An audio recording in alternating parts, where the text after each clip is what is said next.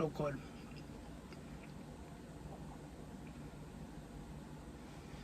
I am so sorry. I didn't see you there. How's it going? It's your boy yourself, Fatty. And, let's talk, right? Oatmeal. Delicious. Amazing way to start your day. Quite energizing, you know what I'm saying? A lot of fiber, a lot of nutrients in there that'll help you get through your day.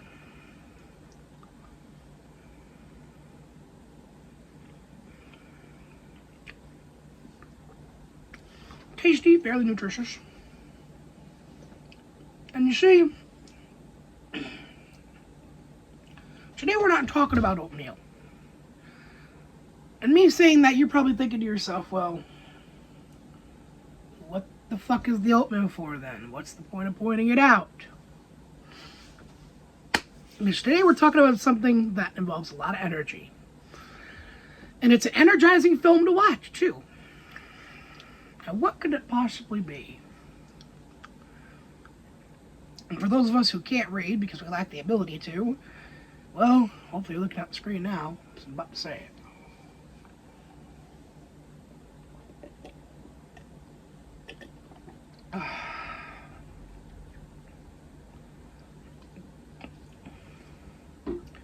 Have you guessed it? That's right, GodzillaXkong, The New Empire. We're going to talk about that film today and give it a brief little review. I'm going to try to include... I'm just going to say it now, there's probably going to be a lot of motherfucking spoilers. It's hard to review this film without spoiling some shit, so...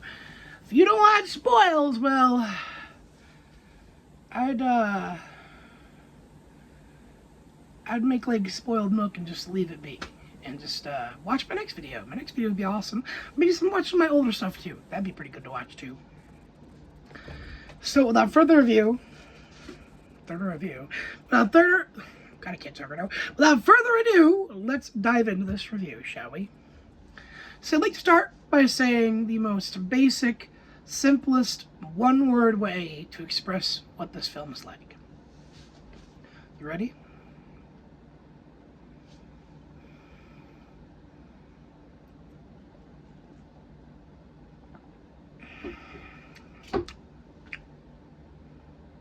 Wow. And I mean it in every sense of the word. Wow.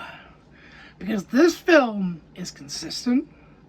It has a very good tempo to it. And I feel like... Hold on. I gotta let out a little gas. Excuse me. Oh, I don't know if I'll keep that in. Maybe I will. You never know. Maybe we'll make this a one-shot review. That being said, it has an amazing tempo, and it has a really good... Well, it's saying the same thing, but pacing as well. Actors do a pretty damn good job. The CGI work is beautiful, but we're gonna get more into. I can't talk now. But we're gonna get more into it, shall we? Let's start with the opening. Now, the opening I feel was pretty damn interesting, and I really do mean that. It is shot in a way that is very cinematic, but there's a certain almost art to it, in a way. It very much is a catching opening that steals your attention, and trust me, this film, there's not very many parts where you lack your attention to it. It is quite a watch, my friend. I don't want to go into too much detail, because obviously I don't want to spoil too much, but it does focus on Kong for a good chunk of the first part, and it actually leads into, like, the whole introduction of the movie is like following Kong going through his shit, and like it leads into him. Hold on one more second, I gotta let more gas out. God damn, I must have drank too much fuel at the gas station today. That being said, it leads into him meeting these other Kongs, this whole almost secret tribe of giant gorillas. And it introduces the Scar King. And it just... It's crazy, right? Because there was a scouting party of these things plus like a younger member of the tribe. The fucking scouting party attacks Kong and he just fucking decimates them. To which, I just gotta say, at like 2 different points in the movie they use Hanna-Barbera sound effects and you would think that it'd be jarring, but like it honestly was fucking hilarious, okay? So, one of those uses is during this fight. He's fighting like 5 different one of these things at once. And number one, they look emaciated, kind of like gorillas from the area that they are from would look. But they were aggressive, like holy fuck. Like they gave Kong a little run for his money. And so does the Scar King. Holy shit, my dude. So, let's go a little further. Eventually, Kong kind of kicks the shit out of this child gorilla. I don't want to say it like that, but it kind of is what it is. Like, he fucking throws the little guy at one point after he fucking bites him. Like, I'm not even kidding. Like, Kong fucking manhandles this dude motherfucker and really asserts his dominance.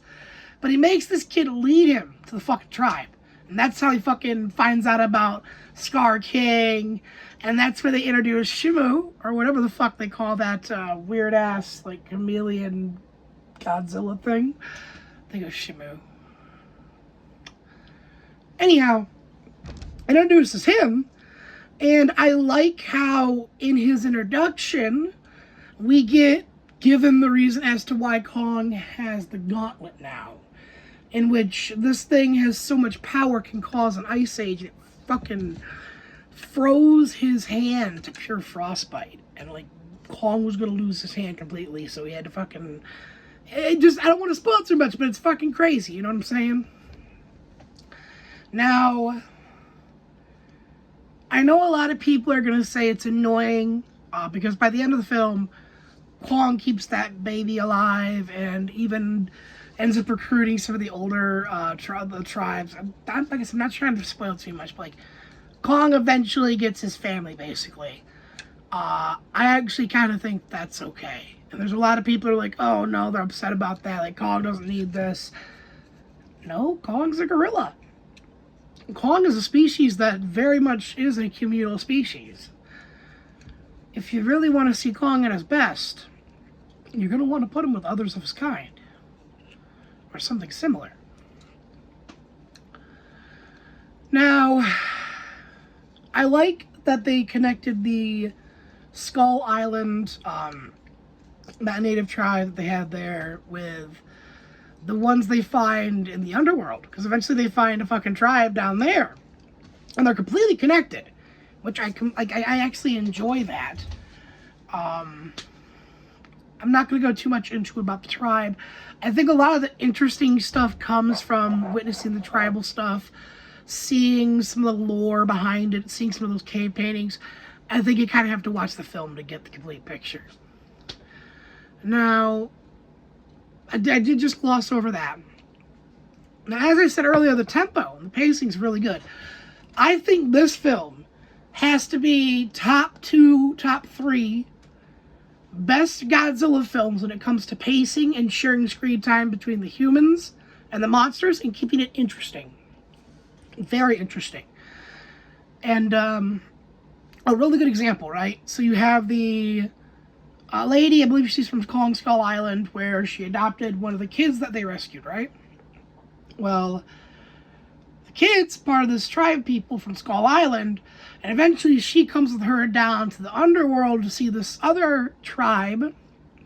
And it's just, again, I don't want to spoil too much, but the family kind of story it tells, it's stereotypically sweet and wholesome, but it's not a bad stereotype to have. It's kind of nice and sweet. It's a heartwarming moment. I can't complain it. I can't complain it. Well, I was going to say it, but yeah, can't complain about it. Now, there is something I do want to bring up real quick before I give my final thoughts on the movie and give some generalized thoughts in reality. I know this is the most in-depth review, but I just had some talking points I wanted to bring up, and I didn't want to spoil the movie and talk about every little thing about the film. I just wanted to give you guys little snippets and talk about it, and hopefully encourage you guys to go see it, because let me tell you something. This film's like a 9 out of 10, 10 out of 10 banger to me, man. Like, it is really good with pacing. The human stuff's actually interesting. The monster stuff's super interesting. The fight scenes are fucking crazy. And that's one thing I want to touch on, is one of the fight scenes, and that's kind of where I'm going to end it off, is going over a quick fight scene. And then we'll give a rough overview of my ideas on this film, and then, you know, give my final thoughts on all that shit. That being said, for one of the fight scenes, Kong and Godzilla go at it in Egypt with the pyramids. And there gets to a point where Godzilla just fucking suplexes the fuck out of Kong. Like, just, whoa, boom, off a fucking pyramid. Now, there's motherfuckers out there that will watch that scene who genuinely enjoy it for what it is and go, fuck yeah! There's a lot of old school Godzilla fans like me who watch that and go, fuck yeah! And then there's a lot of people out there who will see that scene and go, that makes no fucking sense. And then there's a weird fourth group of people that they say it makes no fucking sense, whatever. But instead, they're more haters that'll be vocal about it and shit.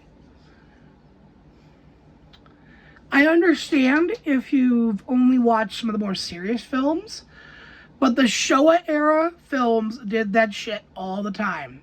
If you're a Godzilla fan, you cannot fault this film for Godzilla suplexing the fuck out of Kong. Especially if you watched the original Godzilla vs. King Kong and you saw Kong shove a fucking tree in Godzilla's mouth to stop his atomic breath. Yeah, that's not fucking happening. So shut the fuck up. Quit hating. It's a stupid scene, but it's a fun, cool, stupid scene. So shut the fuck up, act stupid for a moment, and just enjoy it for what it is. It's motherfucking Godzilla suplexing Kong off a motherfucking pyramid. Can I get an amen? That being said, overall, this film has amazing cinematography. Its pacing is very well done. The human story, though it's not top tier, like saying something interesting like a Titanic or watching a Richard Attenborough film, it is super interesting and keeps your attention throughout. Cinematography, 9 out of 10. The human storyline gets like a 7.8 out of 10. The monster stuff, 9 out of 10. Fight scenes, 9 out of fucking 10. The story overall gets a 9 out of 10. This film, for me, gets a solid, 8.9 out of 10. You can't tell me this is not one of the better Godzilla films ever released. And if you would have told 15-year-old me, Christopher, there's going to come a time where America's going to get the rights to Godzilla again, and they're going to produce a series of films that's going to do so fucking good, you would be arguing if you like this Godzilla or Heisei more. I have legitimately had that conversation with myself, and I'm still a pure Heisei man. I love Heisei to death. He's my #1 favorite. But Legendary, he's up there in the top 5 consistently every time. He's interesting, he's cool, and you know what? He's everything a Godzilla should be. A force of fucking nature. A force of fucking nature that you can't stop. So, those are my general thoughts on the film. It is an amazing experience. It's crazy to see. I have the commemorative cup from IMAX, and I also have the popcorn tin for Kong. I'm going to go back in there hopefully here soon and try to get the tin for Godzilla, so I got the set, and yeah,